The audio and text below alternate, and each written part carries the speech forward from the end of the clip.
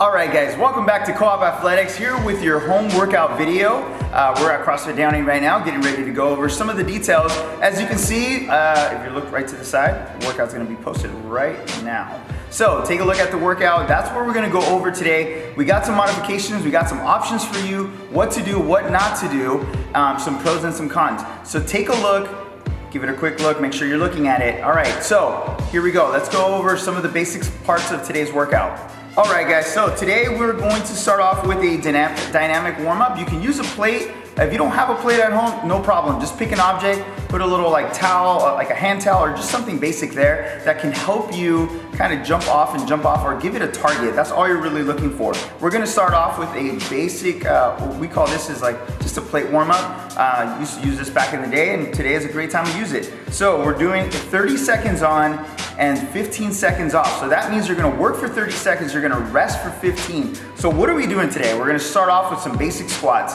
So you're gonna go in a wider stance, so whatever object you have, again, if you have a plate, you have a towel, no big deal, you're just gonna stand right over it. You're gonna do a basic squat. We have Dorian here just moving up and down, nice and smooth, and that's what we are looking for. Hip below the hip line. Again, what we're looking for is weight in the middle of the foot, big upright chest when we do this. You're going down and you're coming right back up. That is number one. That's movement number one. Movement number two, you're doing a vertical plate jump. So what does that mean? 1 foot on, 1 foot off the plate, or 1 foot on the object, 1 foot off the object. Your goal is to get as vertical as possible when you are doing this movement. Again, you're jumping as high as you can, landing nice and controlled. Again, you're jumping back and forth as high as possible. Again, you're working for 30 seconds, you're gonna rest for 15. Right after that, you have 2 feet on, 2 feet off. You can either hop in place or jump on top of an object. Again, the goal to this movement is making sure you're on the balls of your feet. You do not want the heel to touch the ground, so light on your toes. You're gonna jump on and jump off. Make sure you're paying attention. You don't wanna slip off the object you're jumping on. So please keep a close eye to that.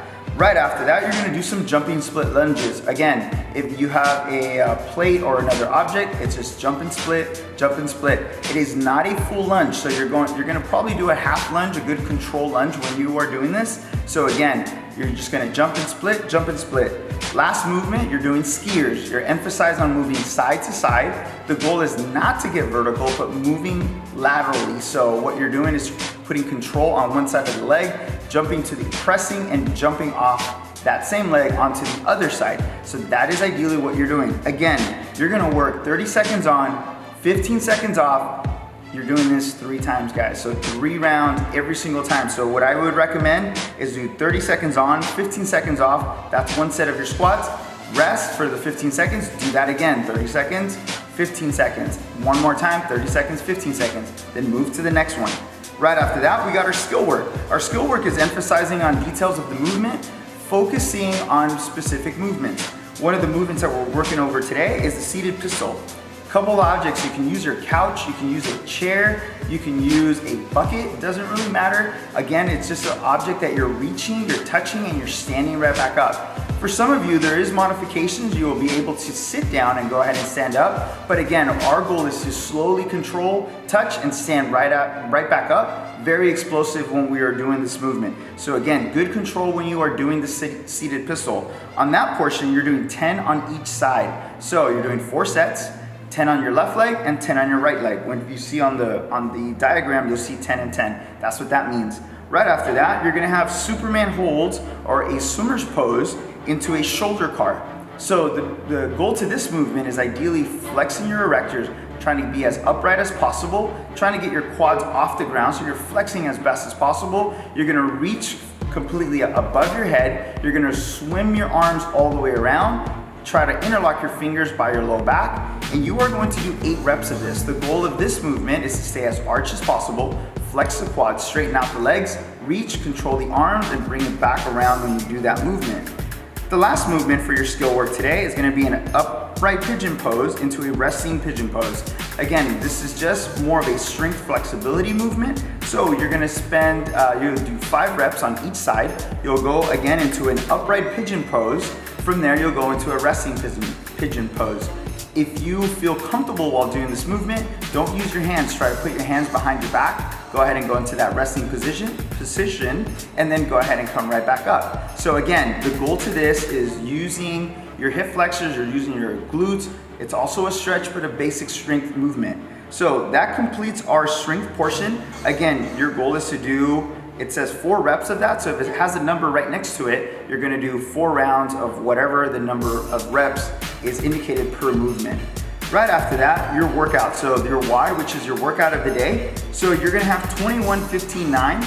You will have a Russian kettlebell swing on your right arm, a Russian kettlebell swing on your left arm, an overhead squat on your right arm, an overhead lunge on your right arm, overhead lunge on your left arm, then an overhead squat on your right arm, and an overhead squat on your left arm.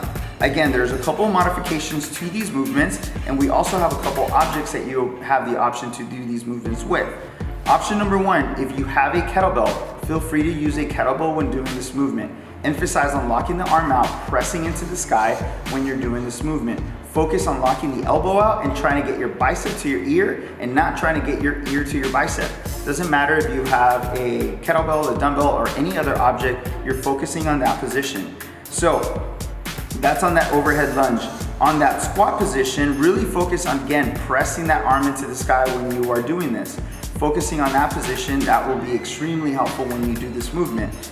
Lastly, when you have that Russian kettlebell swing, and I understand I'm doing the kettlebell swing last, there's a couple details we want to focus on. On the Russian kettlebell swing, what we want to focus on is pressing into the ground, getting the object to go slightly below the pelvic bone. Push your heels into the ground, squeeze your glutes, snap your hips, and again, you're only going eye level when you do this movement. So here's Dorian kind of demonstrating a couple of these movements, so focusing on each position. So one of the options today, again, we have the kettlebell, we can use a dumbbell, and we can also use a gallon of water. So with this gallon of water, you can put water, you can put sand in it, you can put dirt in it, you can go ahead and weigh the object, and then that way you know. A standard gallon of water, give or take, is about 8 to 9 pounds. So if that feels comfortable for you, that is great. That's ideally what we want. So don't forget, make sure you put your thumb on top of the gallon of water if you don't have any tape, just in case it pops open. Obviously it should not, but you never know. So you want to make sure you put a piece of tape on top. Some duct tape is always slightly helpful. From there you can be able to hold on to it. Makes it pretty easy to do these movements. So lastly, what we're gonna focus on is your finishing movements of mobility. So what we wanna focus on is a little bit of a low back stretch. You're gonna twist, lay down flat on your back, twist your hips from side to side. You can straighten out one leg, and you wanna try to relax in this position. Really focus on your breathing in through your nose, out through your mouth. Control your breathing as best as possible when you're doing this. You've just had a long workout. Again, you wanna try to relax as best as you can. Right after that, you're gonna go right into a Samson stretch. You're gonna do 2 on each side, roughly staying in that position for about 30 seconds. Again, thank you for joining us. Hopefully you have a great workout. Don't forget to share this with your friends. When you finish knocking this out, please tell us what your time is on the workout. I wanna see how you match up with everybody else. Thanks for watching, guys. Thank you.